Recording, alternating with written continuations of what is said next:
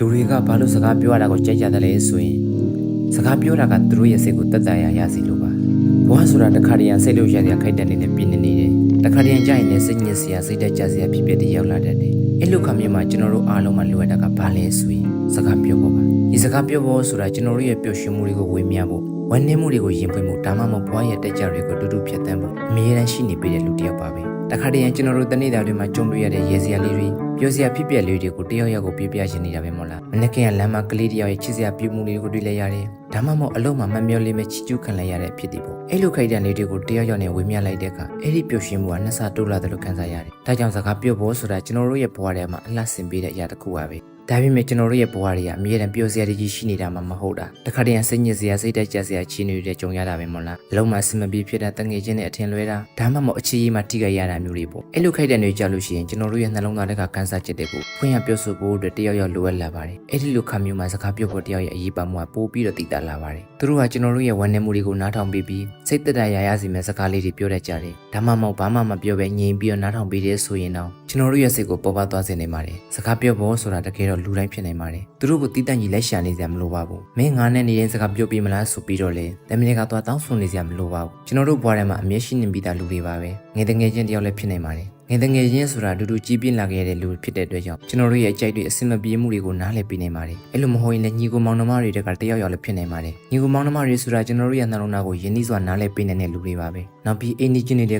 ကတယောက်ယောက်လည်းဖြစ်နိုင်ပါတယ်တကယ်လို့အဲ့လိုလူတွေကတယောက်မှမရှိဘူးဆိုရင်တော့ကျွန်တော်တို့ရဲ့မိဘတွေဒါမှမဟုတ်ချစ်သူရည်စားတွေကလည်းကောင်းဆုံးစကားပြောဖို့တယောက်ဖြစ်နိုင်ပါတယ်တကယ်တော့စကားပြောဖို့ဆိုတာဘယ်သူမှမဆိုဖြစ်နိုင်နေဆိုတာပါပဲသူတို့ကကျွန်တော်တို့ရဲ့စိတ်ခံစားချက်တွေကိုနားလည်ပေးနိုင်နေဆိုရင်လုံလောက်ပါပြီကျွန်တော်ဖတ်ဖူးတဲ့စကားပုံလေးတစ်ခုရှိပါတယ်လူတွေကဘာလို့စကားပြောရတာကိုကြိုက်ကြတယ်လဲဆိုရင်စကားပြောတာကသူတို့ရဲ့စိတ်ကိုတက်တာရစီလို့ပါတဲ့ကျွန်တော်တို့တော့ဒါတကယ်ကိုမှန်ကန်ပါတယ်တခါတည်းကျွန်တော်တို့ရဲ့စိတ်ထဲမှာသိသိထားတဲ့ခံစားချက်တွေဟာအကြာကြီးမျိုးသိထားလို့ရှိရင်စိတ်ပန်းဆိုင်ရာဖိအားတွေဖြစ်လာတတ်ပါတယ်ဒါပေမဲ့ရင်ပွင့်စကားပြောဖို့တယောက်ယောက်ကိုတွေးလိုက်တဲ့အခါအဲ့ဒီဖိအားတွေကတဖြည်းဖြည်းနဲ့ပြေရောလာပါတယ်အခြေအမှစိတ်တိခိုက်ရတဲ့အခါတငယ်ချင်းတယောက်နဲ့နိုင်ဝလောက်စကားပြောလိုက်ရတယ်ဆိုရင်စိတ်ထဲမှာဝမ်းနည်းမှုတွေကအံ့ဩစရာကောင်းလောက်အောင်ပပသွားတဲ့သားပဲဒါကစကားပြောဖို့ရအစွမ်းပါပဲတခါတည်းကျွန်တော်တို့ရင်ပွင့်ပြောပြလိုက်တဲ့အရာတွေကတိတ်ပြီးကြီးကြီးမားမားကြီးမဟုတ်ပါဘူးဒီနေ့ဘာဖြစ်ခဲ့တဲ့ဘလို့ခက်ခဲလေးတွေနဲ့ကြုံခဲ့ရတယ်ဆိုတာမျိုးတော့ပါပဲဒါမှမဟုတ်မနှက်ဖြန်တဲ့ဘလို့အစီအစဉ်တွေရှိရဲဆိုတာမျိုးတော့ပါပဲဒီလိုရိုးရှင်းတဲ့စကားတွေကကျွန်တော်တို့ရဲ့စိတ်ကိုပိုမိုတက်တောင်တက်တာဖြစ်စေပါတယ်စကားပြောဖို့တယောက်ဆိုတာကျွန်တော်တို့ရဲ့စကားတွေကိုစိတ်ရှိလက်ရှိနားထောင်ပေးရုံနဲ့တင်ကျွန်တော်တို့ရဲ့ဘဝထဲမှာတန်ဖိုးရှိတဲ့ထောက်ပံ့တစ်ခုဖြစ်ပါတယ်သူတို့ရဲ့အားပေးစကားတစ်ခုဒါမှမဟုတ်ပြောပြလိုက်တဲ့အပြုံးတစ်ခုကပဲကျွန်တော်တို့ရဲ့စိတ်ကိုပြန်လဲအားဖြစ်ပေးနေတဲ့စွမ်းအားရှိပါတယ်စကားပြောဖို့ဆိုတာအချင်းပြရှိနေစရာလည်းမလိုပါဘူးတခါတည်းခဏလေးစကားပြောဖို့အချင်းပြနေတဲ့သူဆိုရင်တော့လုံလောက်ပါပြီညနေခင်းမှာအိမ်နီးချင်းတယောက်ရဲ့အိမ်ရှိမှာထိုင်ပြီးတော့စကားစမြပြောရင်းနဲ့ဒီနေ့ဘာတွေဖြစ်ခဲ့တဲ့ဘလို့ຢာရင်းနဲ့ကြုံတွေ့ခဲ့ရတဲ့ဆိုတာမျိုးကိုရင်းနှီးစွာပြောပြလိုက်တဲ့အခါစိတ်ထဲမှာအများကြီးပေါ်ပါသွားတယ်ဒါမှမဟုတ်မိဘတွေနဲ့ညစာစားရင်းနဲ့ဒီနေ့ရဲ့ဖြစ်ပျက်လေးတွေကိုပြောပြရင်းနဲ့သူတို့ရဲ့ကြံ့ကြံလေးတွေဒါမှမဟုတ်နှစ်သိစကားတွေကိုကြားရတဲ့အခါဘဝပို့ပြီးတော့ညှို့ထွေးလာတဲ့လိုခံစားရကြတယ်သူတပင်ကျွန်တော်တို့ရဲ့ချစ်သူရည်စားလေးတွေဟာအကောင်းဆုံးစကားပြောဖို့တယောက်ဖြစ်လာနိုင်ပါတယ်